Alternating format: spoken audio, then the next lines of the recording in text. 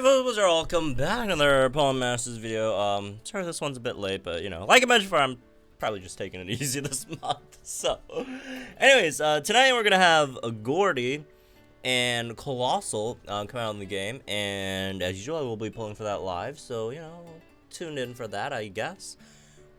We'll definitely, I know I said I'll be, chilling this month, but when new stuff drops, like, don't get me wrong, I'm actually super excited for like all the units and stuff that are coming out this month, because I think outside of that one thing that I don't really like, right, everything else in this month is actually really fun and cool. So I'm actually excited about the content. I'm just tired. Anyways, all right, let's talk a bit about Gordie and Coalossal over here. So this one is a spotlight, so in terms of if you should really pull for spotlights, I'm not going to say never, because there definitely are like spotlights that are good enough. Like there's like spotlights that are like, that could be top 10 in their like respective, categories, right?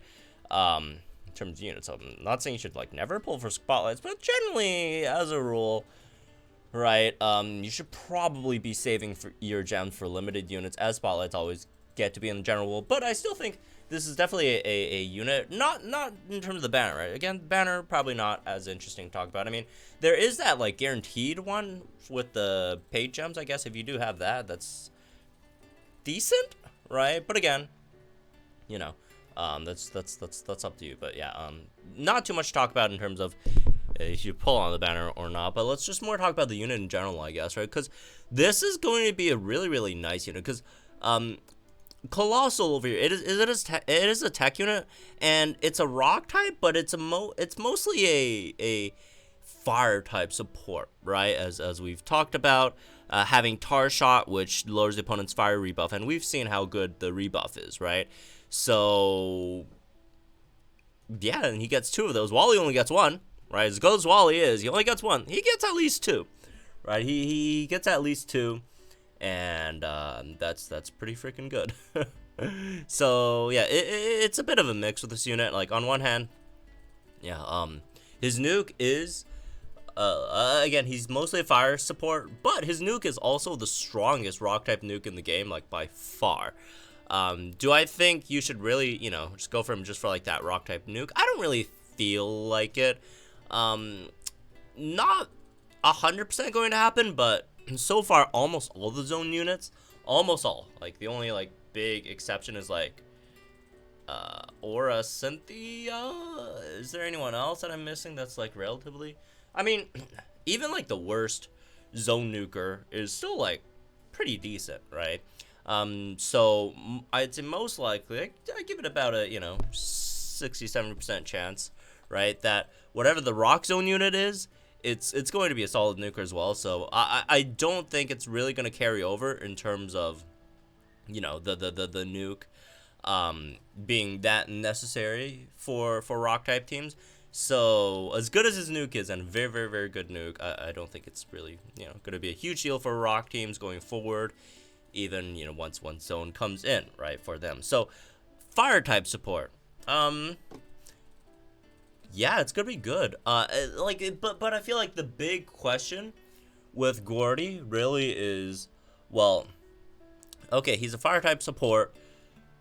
Is it worth running him over, a second incredibly powerful fire type option in your team, which thereof, are many. There's a lot of very powerful fire type units, right? I mean, just think about it, like in terms of team comp wise. All right, you run Shiny Ho, you run Blaziken, you run, I don't know, Charizard, one of the Charizards. They're both good, right? Whatever. Do you want to run that, or do you want to run Ho, Blaziken, and Gordie, or maybe something like Groudon, maybe instead of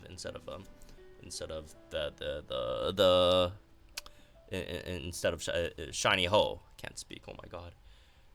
Right? Most of the time the double fire type unit wins, right? Again, especially if you do have Shiny Ho, because it is really good for your team's speed, so you don't have to worry about gauge issues, right?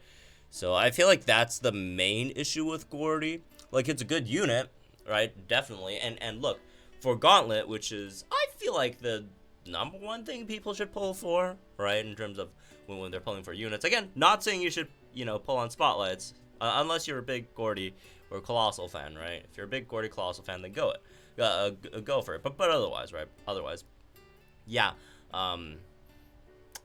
He's gonna be great for Gauntlet, though. He is gonna be nice for Gauntlet. He does have some things that are not great for Gauntlet, mainly the speed stat over here, which, I feel like among all the stats a unit could have for Gauntlet, speed might be the most important one in my opinion. Anyways, that aside, but for Gauntlet, obviously you can't because there's so many fire type damage dealers. Not enough sun setters, however, right? Not enough units that could set sun, but a lot of units that could do some good fire type damage. So, maybe you run sun with one of your fire units, and then once you're out of sun for fire units, you could throw him in, right? I think 2 shots of Tar Shot is basically the sun multiplier. It just won't activate any, extra solar flare or whatever, right? It won't activate all that stuff, but the multiplier is the same as sun. It is the same as sun. It just is, right? So that's still very, very, very good, right? That's still very, very good. Again, I generally would still run sun. Well, it depends, right? I'll run sun mostly because the sun unit is better if you're looking at the 2 big ones, right? Whether it's silver or not silver. Well, I mean, I guess silver's one too, but the 2 big ones, Shiny Ho and Maxi, right? Those are just better options to run than Gordie. But I guess if you don't have any gauge issues, if you're like picking between like Egg, who was it again? Was it Ninetales? Egg, Ninetales, and Rapidash, Blaine Rapidash. If you were saying, okay, do I want to run Sun with Blaine Rapidash and Egg Ninetales, or do I just run, Rebuff or Fire Rebuff with Gordie? Well, you want to run Gordie because Gordie's just overall a better unit than them. Again, the multipliers are the same, unless you have someone who is based on like Charging Sun or Solar Flare, right? But outside that, just regular run-the-mill fire type damage dealers. Yeah, I'd probably run them with Gordie as long as, again, you don't have any gauge issues. I'd run Gordie over them because again, it's 2 shots of Tar Shot achieves exactly the same damage multiplier as Sun, right? So like, yeah, who cares? Gordie is just an overall better unit than the other 2. That aside, okay, I guess he also has Sun too himself. I almost forgot because he does have max flare, right? So there's that. But yeah, it's obviously it's only one instance of Sun, right? So okay, I guess for like shorter sages, like really, really short sages, where boom, he could get up both Sun and like fire type rebuff for your team. That is definitely gonna be massive. I'd say, again, as long as you don't have any stat issues, especially speed, with your team, like you could reasonably enough run dual damage dealer right over here, which I think would have to involve May somehow because she's incredibly fast, buffs your team speed, all that stuff. Then sure, like Gordie himself might be better than like a silver. No, I keep on saying silver. It's because the shiny Ho is silver colored.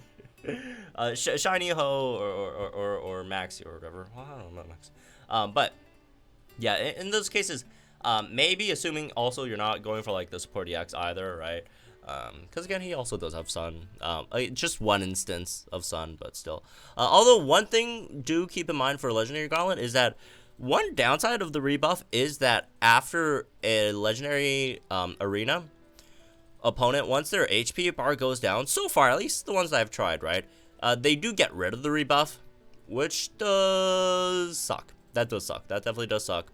So that is something to keep in mind, I guess, as well as I feel like he would fit for, as an extra fire type support for your Gauntlet runs.